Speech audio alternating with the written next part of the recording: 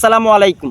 সাকিব আল হাসান নামটা শুনলেই কারো কাছে বিশ্বের অলরাউন্ডার, কারো কাছে শোরুম উদ্বোধন আল হাসান, কারো কাছে জুয়াডি। ভাইয়া ঘটনা এখানে না, ঘটনার পিছনে কিন্তু ঘটনা আছে। এই ঘটনার শেষ কথায় দীর্ঘ 17 বছরে আমাদের বাংলাদেশে হাজার হাজার মানুষ কিয়া মিথ্যা মামলার আসামি হয়েছে, নির্যাতিত হয়েছে।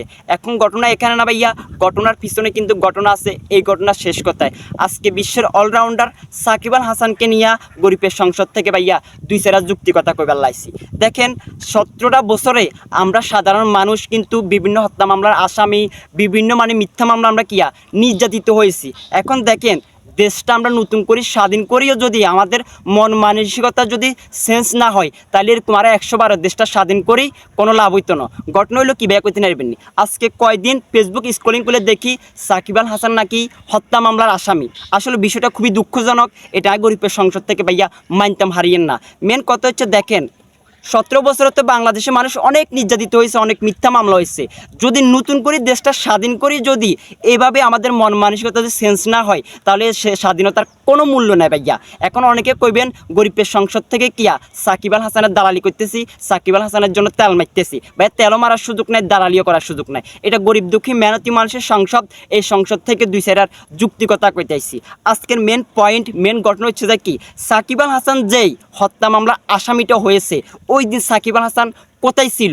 মেন পয়েন্ট, মেন আলোচনা হচ্ছে এ জায়গায়। ওই দিন ঠিকই সাকিব আল হাসান কানাডার একটা লিগে সাকিব আল হাসান খেলতেছে, কিন্তু ওই দিনে কিন্তু সাকিব আল হাসানকে কী করা হয়েছে? হত্যা মামলা আসামি করা হয়েছে।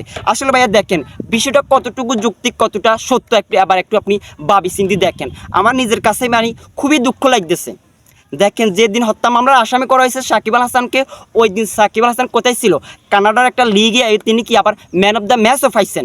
এখন আমাদের কাছে একটা দুঃখের বিষয়, এটা আমাদের দেশটা স্বাধীন হওয়ার পরে যদি আমাদের মন মানসিকতা সেন্স না হয়, তাহলে বিষয়টা খুবই দুঃখজনক। আমাদের দেশটা কিসের জন্য স্বাধীন করছি? আমাদের বৈষম্যের বিরুদ্ধে যুদ্ধ করে আমরা দেশটা স্বাধীন করেছি। আমাদের মন মানসিকতা সেন্স করতে হইব। এখন অনেকের সাকিব আল হাসানের উপর ক্ষোভ আছে, অনেক ছাত্রছাত্রীরও ক্ষোভ আছে। সেটা আমিও আমি গরিবের সংসদ থেকে আমারও ক্ষোভ আছে, কারণ বৈষম্য বিরোধী ছাত্র আন্দোলনের পক্ষে সাকিব আল হাসান একটা পোস্ট পর্যন্ত করে নাই। এই দিক দিয়ে অনেকের কি আছে? ক্ষোভ আছে। তবে আজকে বিষয়টা খুবই দুঃখজনক। পাকিস্তানে সাকিব আল হাসানকে দেখলে জিন্দাবাদ জিন্দাবাদ করে স্লোগান দেয়, আর আমরা বাঙালিরা কি করি? সাকিব আল হাসানকে দেখলে বুয়া বুয়া বুয়া করি, স্লোগান দিই। বিষয়টা আমি বাঙালি হিসাবে, আমি একজন টিকিট ফেমি হিসাবে আমি বিষয়টা দুঃখ প্রকাশ করতেছি, বুঝছেন নি ভাই?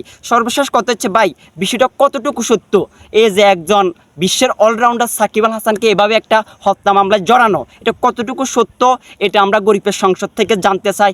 আসলে তাকে এরকম একটা মিথ্যা মামলা কিংবা এরকম একটা বিবৃতিকর একটা জিনিস দিয়ে তার মান সম্মান হানি করা আমি মনে করি এটা ঠিক হয় নাই। আর হচ্ছে যে কি ভাই জান, আমরা আরেকটা কথা বলি। দেখেন একটা পয়েন্ট হচ্ছে কোথায় এখানে, ওই যেদিন হত্যা মামলার আসামিটা করা হয়েছে সাকিব আল হাসান, ওই দিন কানাডা একটা লিগে খেলছিল, বুঝছেন নি ভাই? তাইলে কিভাবে হয়? কিভাবে এরকম একটা বিশ্ব অলরাউন্ডার সাকিব আল হাসান ক্রিকেটের কিং, তাকে হত্যা মামলার আসামি করা হয়? আসলে যদিও প্রকৃতভাবে যদি সাকিব আল হাসান যদি কি হয় হত্যা মামলার আসামি হয়, তাকে বাংলাদেশে এনে তাকে শাস্তির আওতায় আনা হবে। যেহেতু দেশটা স্বাধীন করেছি আমরা, আইন আছে, আদালতের মাধ্যমে এটা প্রুফ দেখাইয়া সাকিব আল হাসানকে কী করতে হইব? বাংলাদেশ ক্রিকেট বোর্ড থেকে বহিষ্কার করেন, অব্যাহতি দেন, যেটা কোনো একটা করার দরকার আছে। এভাবে বিশ্বের মধ্যে বা বিশ্বের অলরাউন্ডার একজন সাকিব আল হাসানকে এভাবে কলঙ্কিত করা কতটা যৌক্তিক সেটা আমি কিন্তু অ্যাকচুয়ালি কী করবো আমি করতে পারতেছি না। অনেকে কইবেন ভাইয়া আমি সাকিব আল হাসানের দালালি করতেছি না। ভাইয়া দালালিও না, তেলো মারার সুযোগ নেই, দালালিও করার সুযোগ নেই।